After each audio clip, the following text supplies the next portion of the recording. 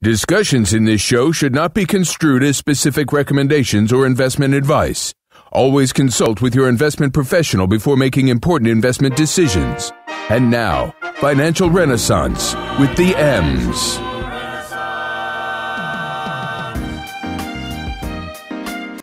All right, so next we have Blue Tree Network Epic Patient Access Specialist.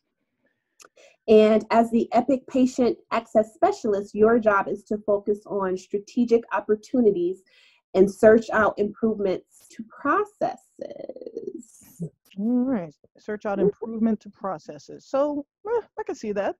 And you can work from home. Yeah, again, you can work from home. All right, the next up we have Meditelecare, which, a clinical psychologist. Now, I know this job is gangbusters right now because there are so many people that can't get to their therapist. So we are all learning that we can do Meditelecare now. It's so important. So it doesn't matter what state you're licensed in. This is a growing company and they support relicensing for on-staff psychologists.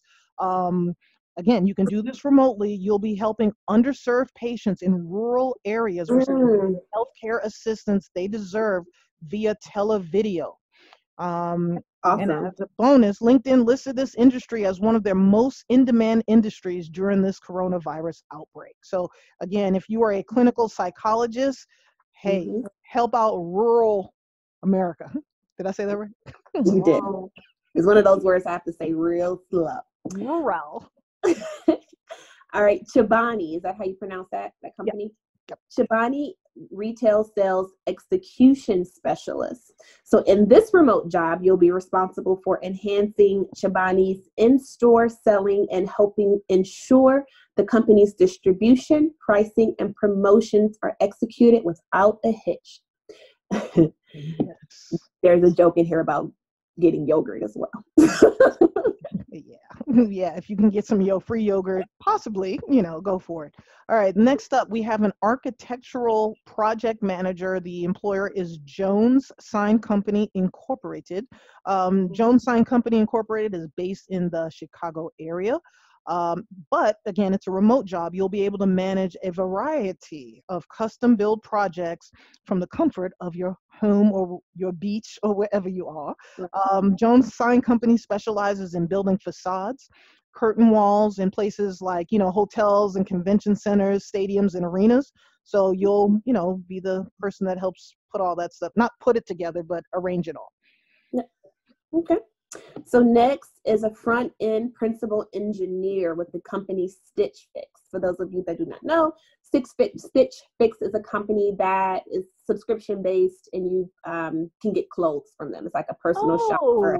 I have the app on my phone. I've never used it, but it's here. I did it for a little bit. Oh, here we go. But if you've got the tech skills and design know-how, you can enjoy a fully remote position with it. Stay-at-home personal styling service Stitch Fix. You'll be working alongside the product and marketing design teams to create a compelling landing page for customers. So that's pretty cool. Yes, it is. All right. Next up, Mozilla. I didn't know they were still around, but I think I may have mentioned them earlier, but only because I just saw them. They're looking for staff support representatives. Factoid, over half of the Mozilla team works from home. I didn't know that. So as a remote staff support representative, you'll be responsible for delivering support to the team on multiple channels, from writing approachable help content to troubleshooting and working through technical issues. Not bad. Okay. So next you have implementation specialist with McGraw-Hill. So McGraw-Hill is an Ohio-based company that works to help learners, educators, and institutions around the world. You'll be working in the pre-K through 12th grade arena. So that's notable, very important. You'll be creating curriculum and digital tools that will be utilized by millions of educators and students. And again, you can do it from home. I need to talk to them. Aren't they I felt like they made books or something. I think they're like a publishing company. Okay. All right. I was like, that name sounds really familiar. All right. So next we have an account executive for a company that's based in New York City, called Next Patient. So you won't have to travel to New York City because it's not a good place for you right now. But they're looking, as an account executive, which is a sales position, you're going to be looking for new leads within your assigned medical verticals. You're going to be supporting accounts and running next patient demos. It's a remote gig, and it's perfect for anyone who can negotiate and close contracts smoothly using the phone and email. Okay, so they need top salespeople. Good. Yes. I'm thinking about a client for that one. Oh, wow. All right. Nice.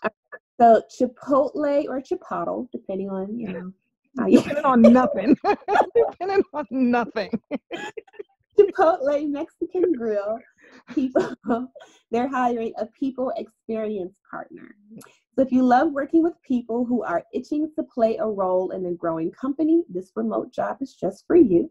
As a people experience partner, you'll be partnering with Chipotle restaurant leadership in developing employees in order to drive the company's strategic priorities. I will keep my jokes to myself. Okay. All right. Story editor, Chalkbeat. Okay. So a Chalkbeat story editor is going to be responsible for working one-on-one with bureau chiefs and reporters before adding perspective, context, and clarity to the content.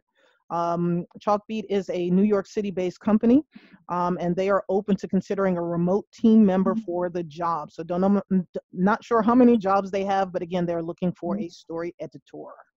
All right. And last but not least is a plumbing technical support agent. And this is with Toto USA. Mm-hmm. Toto USA is based in Orlando, Florida, but you can work from anywhere with this remote-based technical support role. Each day, you will be responsible for fielding questions from customers, distributors, and manufacturer representatives to ensure products are properly installed and working as they should. Right. So, and there's one more. Yeah, tech support, plumbing technical support. I would have never put those two things in the same sentence. Even as I was reading it, I'm like, I heard you say plumbing. I keep hearing tech support. Okay. There's also a position called an associate medical director with a company called Health Quilt. And Health Quilt is an association made up of physicians, nurse practitioners, specialists, allied health professionals, pharmacists, dietitians, and health educators.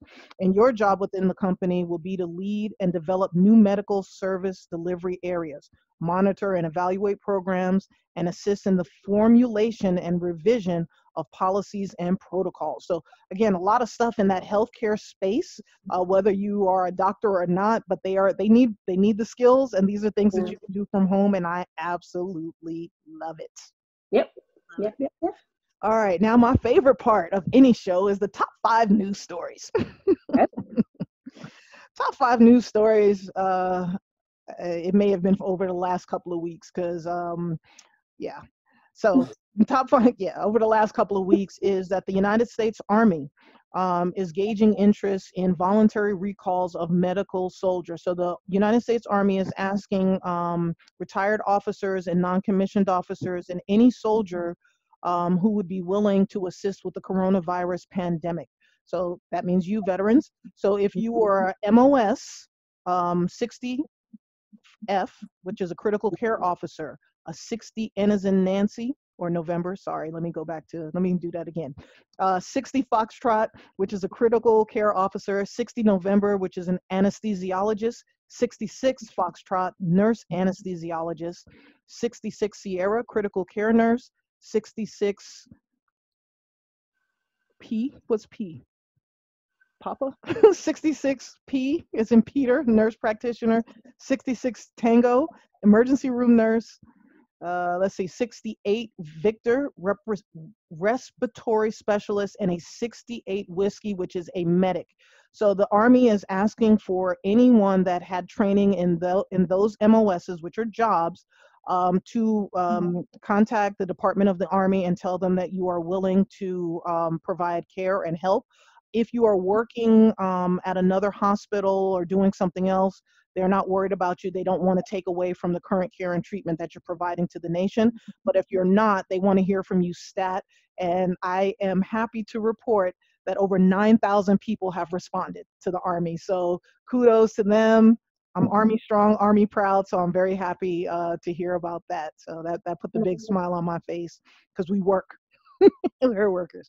All right, next story is Airbnb and Uber was asking the government for bailouts.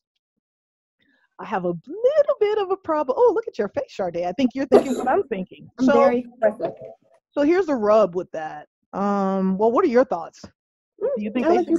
Okay, so Uber and Airbnb and a lot of these gig economy companies don't have employees. They have some employees, but the bulk of where the rubber meets the road is contractors. Okay.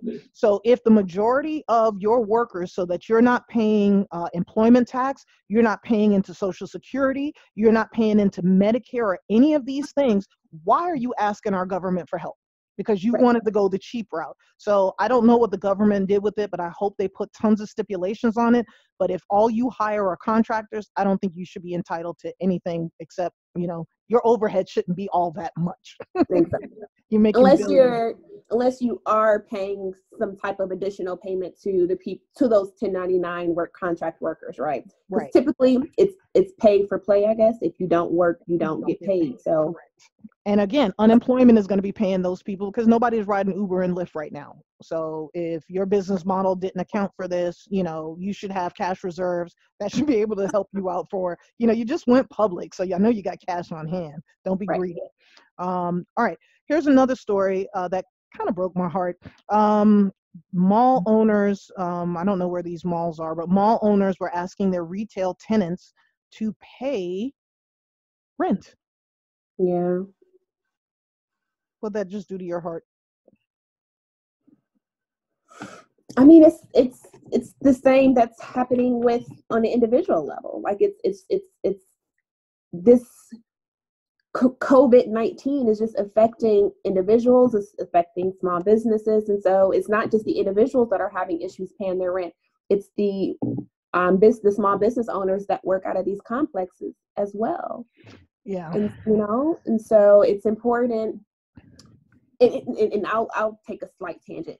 You and I had a conversation earlier about, giving people ideas about how to preserve their cash, preserve their money.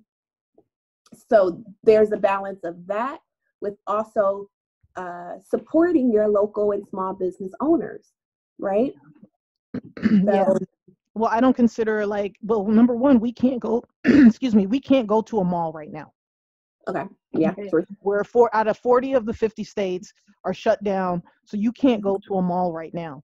Everybody's going to be receiving some type of bailout, including the mall owner. So I'm hoping that they come up with something or, forgive the rent or something like that. But you're asking for blood from a turnip. They're letting employees go. JCPenney's just laid off like 90,000 people. Macy's and Bloomingdale's are laying people off. Neiman Marcus was considering filing for bankruptcy. And, Barney's is going, right? So we knew that the retail space was in jeopardy anyway. The mall owners should also know. And just to be quite clear, I don't feel sorry for mall owners because malls were created for a tax break for really, really rich people and corporations. So sorry, but a lot of those tax breaks have gone. And so that's why a lot of the retail malls are suffering, in addition to we can do everything online.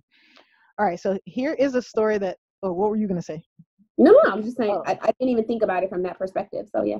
Well, I usually know how tax laws and things come into place. Like even with artwork, that was all to save rich people money, so that they would continue to buy artwork. They created a tax deduction so that the rich people can donate their artwork to museums, and then they'd be able to buy more artwork. Because once you fill up your walls, right, the walls are full. So the what do you call those auction houses, or wherever you buy the what do you call those places where you go buy your art? The galleries. The galleries, the auctions, and a couple of other people got together, and this was a long time ago, and that's why you can write off your artwork and when you donate it and all that stuff. It was Okay. All right, so here is a story, and I'm pretty sure there are many more like that. And if you hear about any heartwarming stories, please let us know. But I'm telling you about this because the granddaughter of Walt Disney, she was also at Davos weeks ago talking about pay, and that CEO pay is way too high and it's out of whack. Now, she's rich, not rich because she's a CEO, rich because her family became very wealthy. Okay, Right. Total difference. Now, what ended up happening at Disney, and Disney will forever be on, my dream team. Bob Iger, who is the outgoing CEO, is foregoing his entire salary. Bob Chapek, who is the new incoming CEO, has taken a 50% pay cut. The executive vice presidents have taken a 30% pay cut. The senior vice presidents have taken a 25% pay cut, and the vice presidents have taken a 20% pay cut, and all these pay cuts go into effect April 5th. One of the things about the stimulus package that I loved, again, kudos to the Democrats. There's some stuff they did that kind of upset me, but one of the things they insisted was that any company that takes any money from the federal government, the CEO cannot make more than $425,000. Okay, then that may be a lot to you, but if you're used to making 14 million, and then they tell you can only bring in 400,000, there's some suffering going on there. And believe it or not, people who are wealthy also live paycheck to paycheck. There's this lovely show that we had watched. Remember I told you about it with the repossessions of the planes, the small planes and the yachts? I didn't tell you about that show? Oh my gosh. Okay, we'll have to talk about it offline. But yeah, so there are people that make a lot of money that still have the same bad habits they had when they didn't make a lot of money, and they are living paycheck to paycheck. All right, this last story is one that you and I, Shardea, had a lot of feelings about, and we were, very upset last week. It is the Senate Intelligence Committee selling stocks after they were briefed about the coronavirus. So there was a senator who was the head of the Senate Intelligence Committee. His name is Richard Burr, I believe. He's being investigated. Kelly Loeffler out of here, our great state of Georgia. She just became a senator. She took Johnny Isaac's seat. Well, and there's a bunch of people. So first, let me give you a little bit of background. There's a law against insider trading. If you remember Martha Stewart went to jail because somebody gave her a tip that a company wasn't going to be doing very well or going bankrupt, and either her broker told her and she said sell, or she found out and called the broker and said sell. Okay. Martha Stewart went to jail. She's tougher than a lot of rappers. she got real street cred, right? So insider trading is against the law. We as financial planners, if let's say one of our clients that works for a major corporation tells us something that's not industry or street knowledge, and we act on it, we lose our licenses and go to jail. Okay. So what these people in the Senate Intelligence Committee did was they received information about what was going to be happening as this virus started to kind of spread throughout the country. And what they did, number one, is they told everybody that everything was fine. There's nothing to worry about this virus. It's business as usual. Just go on about your business. Don't worry about it. But what they did behind the scenes was they sold a bunch of stock so that they wouldn't lose when the market crashed. And then they bought stock that they thought was going to do well during the virus. And I'm going to stop there. Those are the facts. Those are the facts. Those are the facts. I am beyond disgusted. I don't remember the name of the law, but during the Obama administration, and it's not just Republicans that do this, Democrats and Republicans do this. And I think anybody that is involved that knew that we were about to get hit with the plague and decided to save themselves and not think about their constituents does not deserve their job. They don't give a you-know-what about me. They don't give a you-know-what about you. They were thinking about their darn selves, and that is selfish. So during the Obama administration, he had passed a law that said that any stock trades that any Republicans, that any Congress people or senators do has to be public knowledge, and we would have been able to go online, and it's still public knowledge, but we'd be able to go online and see that.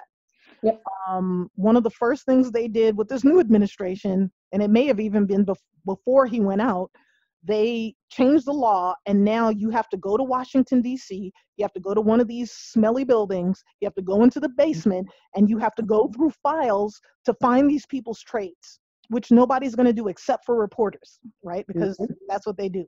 So the laws have been changed. I think they need to be changed back. I think it is important that we see the trades that these people are making, because they are privy to information that we don't find out about until like months after, just like with this COVID thing. Agree. Nothing. What's your opinion? I'm like, it's nothing. You were talking before. You were talking last week. Real greasy off camera. Okay. No, I think it's criminal. I think at least they should lose their jobs. Take it a step further and serve some time, just like the rest of us. I think serve time, because insider trading, you do not collect $200 or $400 or whatever it is on Monopoly now. You don't collect that money. You go directly to jail. The bad thing about Kelly Loeffler, and full disclosure, I was a season ticket holder for the Atlanta Dream for the past, from 2008 till last year, 2000, so 10 years or so, I don't know, I can't count. But her husband is the president of the New York Stock Exchange. And man, like, she knows better. Like, out of anybody who knows better, she knows better. And I had the utmost respect for her before she ran. But again, unless you really know people, you gotta kind of keep them off that pedestal. You know what I'm saying? So I agree with Shardea. I think anybody that is involved in this, I know they're going to be doing an all-out investigation, but I think every senator, every congressperson, I don't care who you are, I don't care what your party is, I think you should lose your job, you should lose your benefits, you should lose your pension, and you should do jail time. Yeah. That's how I feel. Because, well, we'll talk about this in the next show, but I do believe that they gave themselves a raise in the stimulus bill, a $57,000 a year raise. I'll have to do some, I don't know if it was just rumor but I haven't had a chance to dig through. I've been worried about what, our clients and what business owners and the people need to know about. So I wasn't worried about that, but I think they may have given themselves a raise, and I'll find that out too and scream bloody murder about it. So we can do it together on camera. I wanted to circle back because I did find the actual numbers about the numbers regarding the cutoff for the stimulus checks. For the stimulus checks. Okay. Yep. So two things. So one, the only thing that you really have to do is have filed your 2018 or your 2019. If you've done 2019, it's according to your AGI, right? So if your AGI was above, as a married couple, above $198,000, you don't get anything. Wow. Because between 150 and 198 is where it starts to get reduced, and it's actually $5 every $100 after 150,000. Okay. And then for individuals, they are eligible for the money completely at the $1,200. If your income is 75,000, it starts to decrease again, and it's completely phased out at 99,000. Okay. And do you see head of households? I don't see anything about the difference in head of household filers. Yeah, no, I don't see that. All right. Well, we could just rock with the married filing joint and the just know that for the head of household filers that they start phasing out at 112. So you can go on the IRS's website and find out some of that information. But that's all I have. It's good to know that 2019, if you file your taxes, that's good too, because people, depending on the consistency of their income, one year might be better than the other. So. Yeah. I'll be filing my 2019 taxes right away, expeditiously. Well, listen, Shardea, I wanted to thank you for co-hosting with me again, and we'll be doing this again. So again, if you people listening to us, watching us, have questions about anything that we're talking about, what we'll end up doing is a watch party one evening so that our West Coast people can also chime in.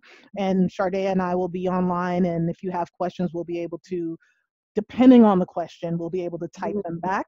We may be able to type some answers back or something along those lines. But any questions that you have about your portfolios, anything like that, Shardea can handle that. I think you're doing like statement reviews. If you're about 5 years away from retirement and you're a little concerned about the virus and you haven't made any changes or made changes, so that you don't totally hose yourself up, this is the time to speak to a professional. So go ahead and give Shardea a call. I think she's charging somewhere between $25 and $50 per statement. There's no, she's not managing your assets, nothing like that. It's just a strict, strict consultation. And you want to tell people how to get in touch with you? Yeah, so you can call me directly at 404-692-0256. We have our Facebook group, Greenwood Facebook group. Oh, yeah, I forgot about that. We're starting a Greenwood. It is started. What is it called? I think Bridging the Gap. We're still coming up with the title for the group, but if you just want to go to the page and write questions there, then you can contact us there as well. And what's our website, Emma? www.greenwood. Nobody says www, so it's greenwoodwealthmanagement.com. Yeah. How old are you? You're like 80. www. So, thank you for having me. This was fun. You gave me a reason to do something with my appearance today. You made me do my hair. I did way more than that, and that's what I've been doing before. You made me do my hair. So, yeah. And I got dressed for real today. I'm from the business on top and business on the bottom. Hey, listen, thank you, Shardea, for being here, and I'll see you next time. See you soon. Bye.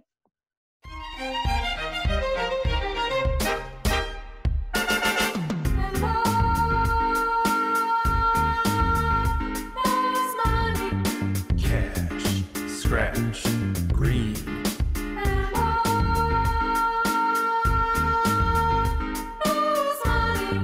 Benjamins, assets, income.